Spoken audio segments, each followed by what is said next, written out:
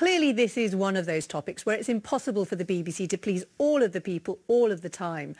But has the past week's royal coverage ended up annoying just about everyone? To answer that, I'm joined by Toby Castle, Deputy News Editor of BBC News. Thank you for coming on Newswatch. Let's start with the last issue. It's a charge often laid against the BBC that when it comes to the royal family, you seem to throw editorial values out the window and proportion. I would reject that, but I expect that you would expect me to say that. I think royal stories find their place in news bulletins. So to take one of the criticisms there specifically head on about where Meghan and the Duke and Duchess of Sussex, I should say, pregnancy news. Yes, it was the lead story on the 1 o'clock television news. It was also the most widely read story on the news website that day.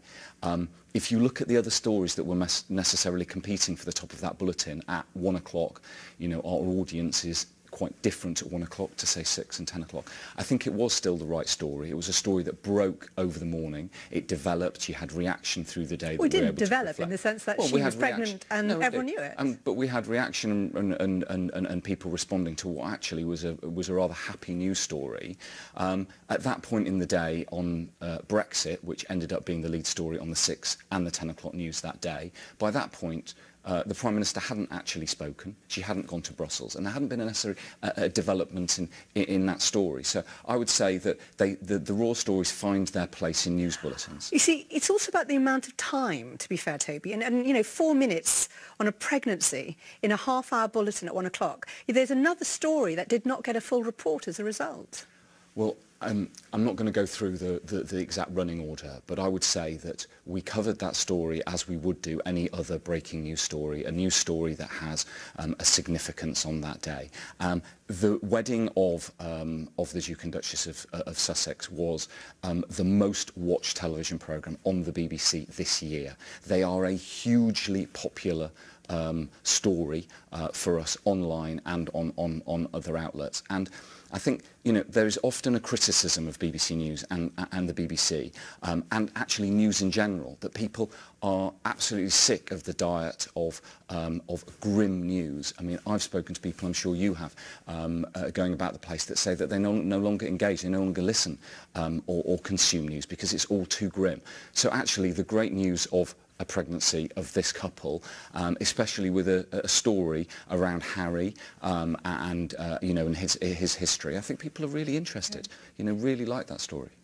Equally, as we heard in the viewer comments, that report on the one by Nick Witchell about Princess Eugenie's wedding really startled people. He's an experienced royal correspondent, and some people felt it was rude. What was going on there? But this is this question again of that we find ourselves in. So we're being criticised about covering Meghan and Harry's pregnancy. We then cover the wedding, and there's nothing that I saw in that report by Nick, as you say, our senior royal correspondent, which wasn't factually correct. There have been reports, royal biographers have reported and spoken about the embarrassment the royal family feel about the Duchess of York, Sarah Ferguson, and what happened. She hasn't sat in the same room as her former father-in-law, the Duke of Edinburgh. The Queen is our head of state. She attended that wedding, and therefore, I feel all of those elements that Nick, if it's a wry eyebrow raising in the script, which clearly some people felt, tonally. people and it clearly changed, felt, didn't it, by the 6 and 10? That some of that language about not in the Premier League and stuff, it was altered, wasn't it? Well, I think there was still very much the same tone through the day.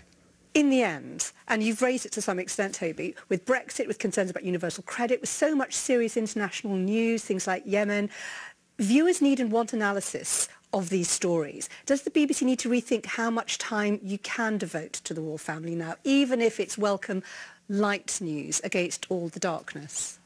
I think we simply can't win here, and I think that there is obviously a discussion that we have to take each and every news story relating to the royal family on its merits. We apply exactly the same news values to all of the stories that we have covered recently about the royal family. It is absolutely true to say, and I would want the viewers to know this, that in our editorial meetings we do discuss these stories and have apply the real judgment that we would do to any other story.